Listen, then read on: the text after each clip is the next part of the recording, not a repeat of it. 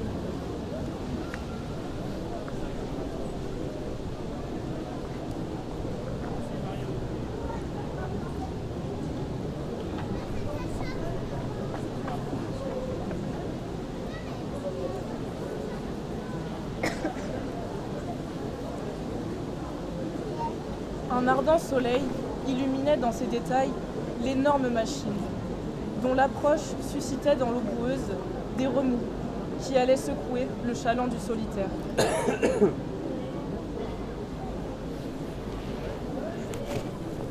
J'ai pensé à Bretagne. À Bretagne, voilà. On est en Bretagne historique. Et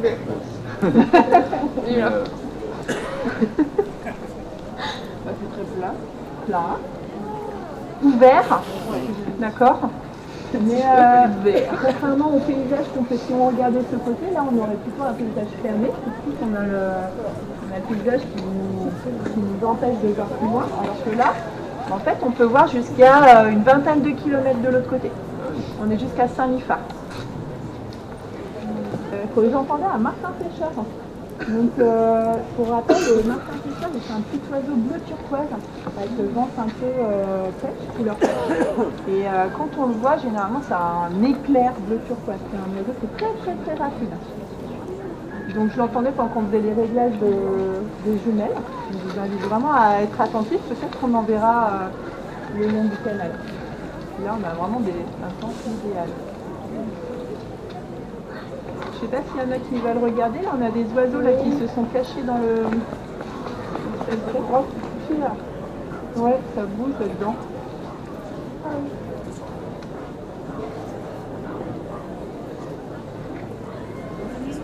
La réflexion dans l'eau ici, c'est trop beau. Ouais. C'est rare. Le mouvement du paysage. On voit même le pont de Saint-Nazaire. le pont de Saint-Nazaire. Effectivement, les portes. Le pont de Saint-Nazaire. Pas des éoliennes, c'est... non, c'est les pylônes qui sont à...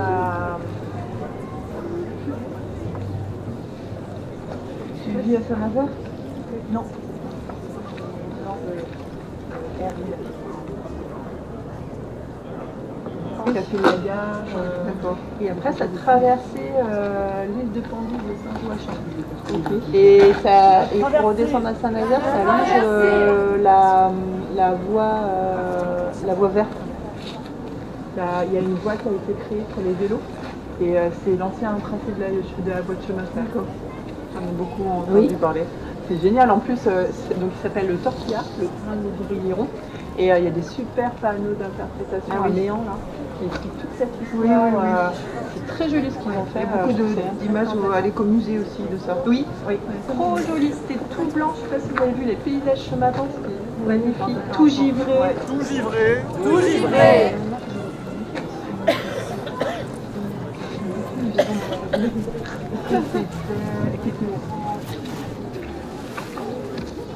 Ah oui, un gros pépère avec des belles moustaches. Belle moustache. Vous avez un ragondin sur la berge en face? Il est gros, ouais. La berge. Le loin, il est plus beau là. Un énorme ragondin. Les champs. C'est vraiment un paysage très très différent en hiver qu'au printemps.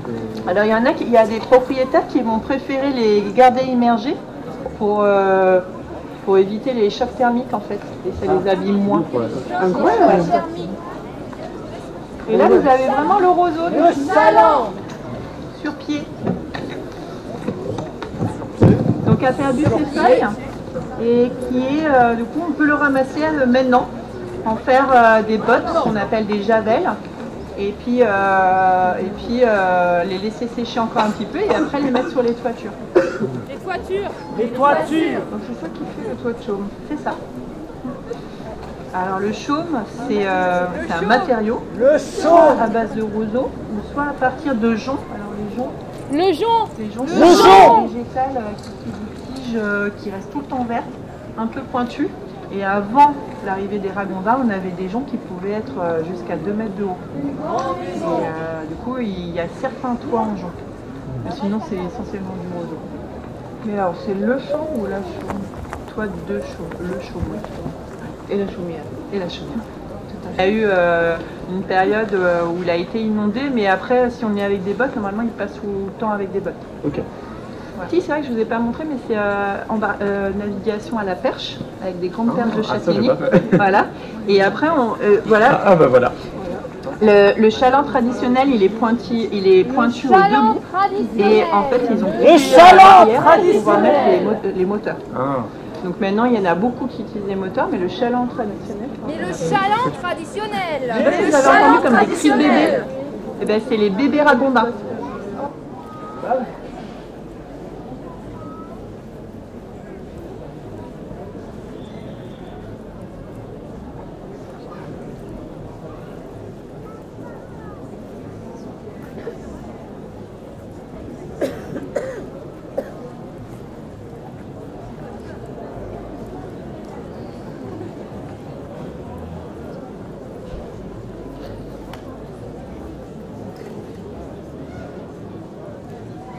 Le chaland vire sur l'étroit canal.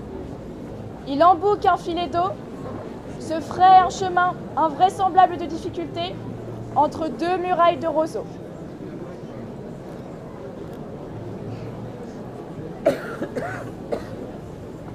Voilà, vous pouvez très bien les utiliser, il n'y a pas de problème. C'est bon. Je vais venir à la nuit, je ne sais pas faire des Ouais.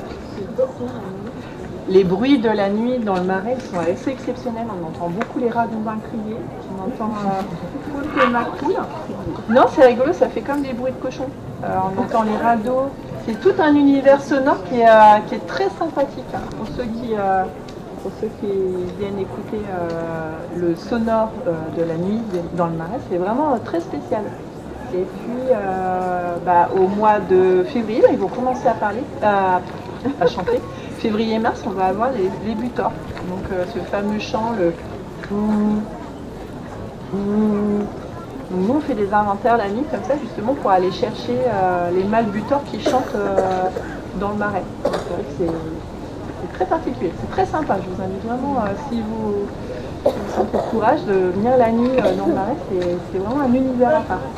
Il faut s'imaginer, il y a 8000 ans, pas du tout le même paysage. On est au bord de la mer. On est vraiment sur un littoral avec l'eau salée qui est présente, un peu comme le golfe du Morbihan, pour ceux qui connaissent le golfe du Morbihan. Donc un océan calme. Et pendant plus de 4000 ans, on va avoir des choses qui vont se déposer au fond et qui vont faire l'argile bleue. Quand on creuse à peu près à 1,50 m jusqu'à 3 mètres de profondeur, voire un peu plus loin, on retrouve une argile bleue qui est très jolie, bleu, grise, verte en fonction des secteurs. Et cette argile, c'est vraiment cette trace de la présence de l'océan ici. Donc on est vraiment sur une cuvette. Imaginez une cuvette. Donc l'argile bleue qui se dépose avec la présence de la mer. Et puis il y a 4500 ans, l'eau se retire et vient pousser à la place une forêt de chênes, une forêt de hêtres. Voilà. Mais en fait le brivet, donc le forêt, c'est vrai, je vais vous montrer sur la carte, le brivet qui coule, qui prend sa source au nord vers Pontchâteau, va continuer à couler, mais en même temps il ne peut plus s'écouler comme avant parce qu'il y a eu un bouchon de sable et de vase qui s'est déposé au niveau de Saint-Nazaire. Et donc l'écoulement se fait beaucoup moins facilement. Et donc l'eau commence à s'accumuler dans cette cuvette. En plus avec un fond argileux, donc un fond qui est perméable ou imperméable. C'est un peu le même fond que vous allez trouver dans les marais salants. C'est pour ça qu'il y a des marais salants aussi, c'est parce que l'eau finalement elle ne peut pas s'infiltrer dans le sol. C'est l'argile, c'est imperméable. Donc je reviens, ma forêt, voilà, tout va bien, des hêtres, des chênes, et puis l'eau qui commence à monter. Alors là, les chênes, les...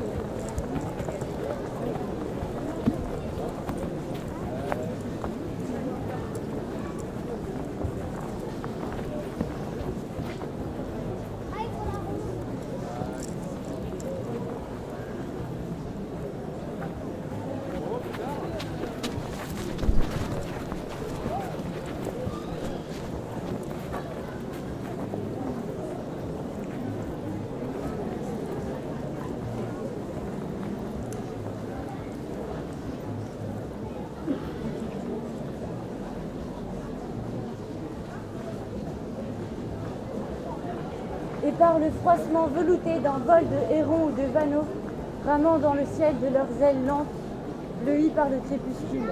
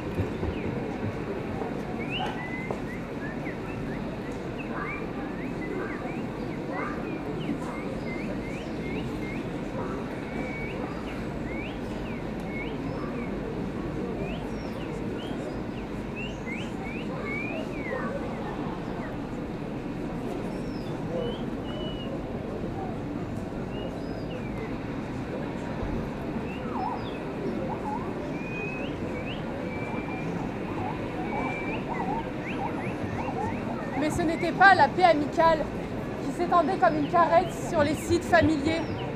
C'était une nature oppressante.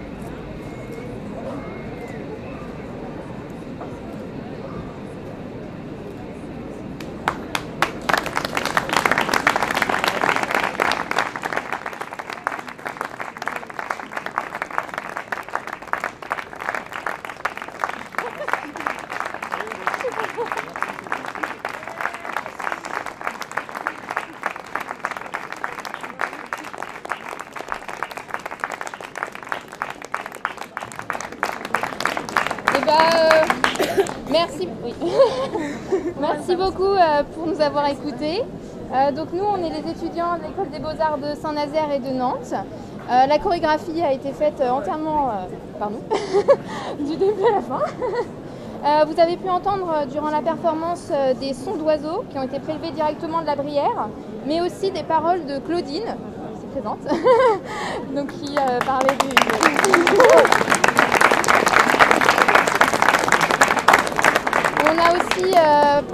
On a aussi dit des phrases d'un livre qui se nomme Briéron, maître chez soi, écrit par Jean Morlot.